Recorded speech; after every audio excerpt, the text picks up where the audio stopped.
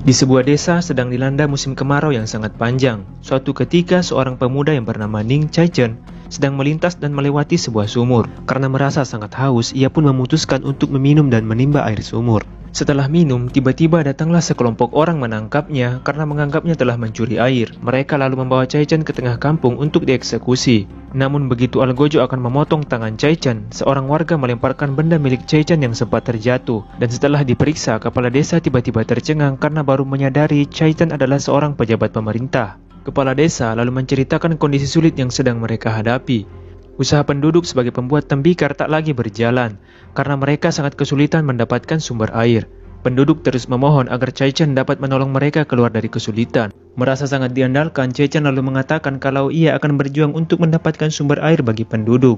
Tapi Chaichen meminta bantuan beberapa orang dalam mencari sumber air di gunung. Mendengar kata gunung, para warga langsung bereaksi ketakutan. Tapi saat ditanya oleh Chaichen, mereka seperti menyembunyikan sesuatu. Akhirnya Chaichen berangkat ke gunung ditemani dengan 6 orang warga. 5 orang diantaranya dalam kondisi kaki terbelenggu. Mereka adalah penjahat yang masih diberi kesempatan oleh kepala desa untuk menebus kesalahannya. Saat mereka telah mencapai tujuan, kelima orang napi disuruh untuk menggali tanah, berharap mendapatkan sumber air. Namun tiba-tiba perhatian Chaichen langsung teralih kepada lubang yang ada di pohon kayu. Setelah mendekat, Chaichen menemukan seekor anak rubah berwarna putih yang imut dan lucu. Merasa tertarik, Chaichen lalu memberinya sebutir permen. Anak rubah itu pun menjilati dan memakan permen pemberian Chaichen. Tapi seketika angin berhembus dengan sangat kencang dan langit tiba-tiba berubah menjadi gelap. Sepertinya akan turun hujan atau terjadi badai. Salah seorang napi mengajak mereka pulang, tapi temannya malah mencegah dan mengatakan bahwa turun gunung saat hujan adalah tindakan yang berbahaya. Tieya kemudian mengajak mereka untuk berteduh karena melihat sebuah kuil tak jauh dari situ. Mereka pun menuju ke kuil tersebut dan setelah masuk, mereka sangat kegirangan karena di dalam ada sebuah kolam air yang sangat jernih. Mereka pun langsung meminum air tersebut karena merasa sangat haus. Setelah minum, tiba-tiba saja mereka mendengar suara sekelompok gadis yang sedang tertawa seperti sedang bermain. Dengan rasa penasaran, kelima napi tersebut kemudian menghampiri sumber suara. Dan sesuai harapan, mereka pun menemukan gadis-gadis cantik. Namun mereka sebenarnya bukan manusia. Mereka adalah siluman penghuni kuil. Satu persatu gadis siluman merayu mereka untuk bercinta. Tapi nyatanya energi mereka dihisap lewat ciuman sampai tubuhnya kempes. Di dasar kolam bersemayam sosok siluman pohon yang bernama Lolo. Para gadis siluman adalah budak dari Lolo yang diperintahkan untuk menghisap energi manusia dan disalurkan untuk Lolo. Di sisi lain, Chaichen yang sedang membasuh wajahnya ditemani dengan Tieya merasa aneh. Mengapa kelima orang tadi tiba-tiba saja menghilang? Chaichen menyuruh Tieya untuk mencari mereka. Tak lama setelah Tieya pergi, tiba-tiba seorang gadis menghampiri Chaichen. Dan hal itu membuat Chaichen kaget. Hampir saja Chaichen terjatuh ke kolam. Beruntung sang gadis segera menangkapnya. Gadis itu sepertinya sangat agresif. Ia merayu Chaichen untuk bercinta, sama seperti siluman yang lain. Tapi setelah membuka secara paksa baju Chaichen, gadis itu melihat kalung giok Chaichen yang membuatnya seperti ketakutan. Si gadis lalu meminta untuk melepaskan kalung Chaichen. Namun begitu dilepas, gadis itu malah membuang kalung Chaichen ke kolam. Melihat kalungnya dibuang, Chaichen pun melepaskan pakaian luarnya dan menceburkan diri ke kolam. Setelah mengeringkan kalungnya, si gadis lalu bertanya apakah Chaichen marah padanya. Gadis itu tak menyangka Chaichen rela menceburkan diri ke kolam demi sebuah kalung yang jelek. Tapi Chaichen menjawab ia tak marah, meskipun terlihat rasa kesal sedikit di wajahnya. Chaichen mengatakan kalau itu kalung pemberian ibunya sebelum meninggal. Di saat yang sama, saat siluman akan memangsa Tieya, tiba-tiba saja seorang pria muncul dan menembak wanita-wanita siluman itu. Pria itu bernama Chesha. Ia adalah seorang pembunuh iblis. Tieya yang sedang berlari ketakutan dan hendak mengajak Chaichen pulang, tiba-tiba bertatapan langsung dengan gadis siluman itu. Si gadis langsung menunjukkan wajah silumannya sehingga membuat Tieya tak jadi mengajak Chaichen pulang. Chaichen yang hendak menyusul Tieya malah ditahan untuk tidak pergi oleh si gadis. Dan di saat yang sama, mereka berdua sedang melihat Chesha membunuh seorang siluman. Mereka berdua pun segera kabur. Chaichen menyangka Chesha adalah seorang psikopat. Chesha melihat gadis siluman sedang berlari dan menoleh ke arahnya. Tiba-tiba ia teringat dengan masa lalunya. Sepertinya sang gadis pernah membuat sejarah berkesan bagi kehidupan Chesha. Mereka berdua lalu berlari bersembunyi di sebuah celah batang pohon.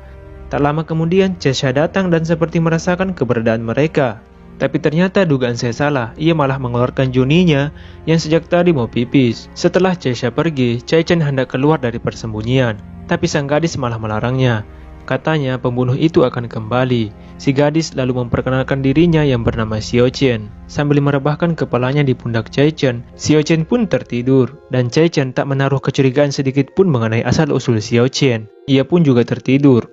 Keesokan paginya, Cai Chen terbangun dan tak menemukan Xiao Chen lagi di sampingnya. Ia pun keluar sambil mencari Xiao Chen dan memutuskan untuk kembali ke kuil. Rupanya Cai Chen sedang berencana untuk mengebom kolam, agar nantinya kolam bisa retak dan mengalirkan air ke pedesaan. Tapi secara tiba-tiba Xiao Chen muncul lagi dan mengagetkannya. Setelah Cai Chen menjelaskan maksudnya, tiba-tiba muncul juga dua gadis siluman teman Xiao Chen. Xiao Chen lalu menyuruh Cai Chen untuk diam dan tak bergerak apapun yang Xiao Chen lakukan padanya. Xiao Chen lalu berpura-pura menghisap energi Cai Chen. Setelah mereka berdua mendekat, Xiao Chen lalu menyuruh mereka untuk pergi. Katanya Cai Chen adalah mangsanya dan ia sudah menghisapnya. Tapi tiba-tiba saja seekor lalat memasuki hidung Cai Chen dan membuatnya bersin. Hal itu membuat mereka berbalik karena mengetahui Cai Chen masih hidup. Xiao Chen lalu menyuruh Cai Chen untuk lari, dan Xiao Chen berusaha untuk melindungi Cai Chen dari serangan dua temannya. Tanpa sengaja, kaki Cai Chen tersangkut pada tali ranjau dan membuat ranjaunya meledak. Mereka bertiga akhirnya terhempas. Xiao Chen menderita luka pada punggungnya karena tertusuk pecahan logam yang terpental. Ketika Cai Chen hendak menolong Xiao Chen, tiba-tiba saja Chesha datang dan menangkap Cai Chen. Chesha lalu mengikat Cai Chen pada seekor kuda yang entah dari mana ia dapatkan, lalu memperingatkan Cai Chen bahwa mereka semua adalah siluman. Chesha lalu menyuruh si kuda agar membawa Cai Chen pergi dari tempat itu. Tapi di tengah jalan, Cai Chen berusaha melepaskan ikatan tangannya dengan cara menggigitnya. Kemudian Chesha mendekati Xiao Chen yang sedang pingsan. Lalu Chesha membawa Xiao Chen ke suatu tempat dan mencabut logam yang menancap di tubuh Xiao Chen. Entah kenapa, Chesha seperti sangat peduli kepada Xiao Chen. Yang jelas-jelas Xiao Chen juga seorang siluman. Tak lama kemudian Xiao Chen pun tersadar lalu merapikan pakaiannya. Ia masih belum menyadari bahwa Chesha ada di belakangnya. Begitu berbalik, Xiao Chen sangat terkejut dan siap menyerang Chesha. Setelah terjadi obrolan singkat, Xiao Chen lalu menyerang Chesha. Dengan sigap, Chesha menghindar. Kini Chesha balik mengancam Xiao Chen dengan pisau di lehernya. Tapi untungnya, Cai Chen segera datang dan memukul kepala Chesha. Seketika, Chesha pingsan.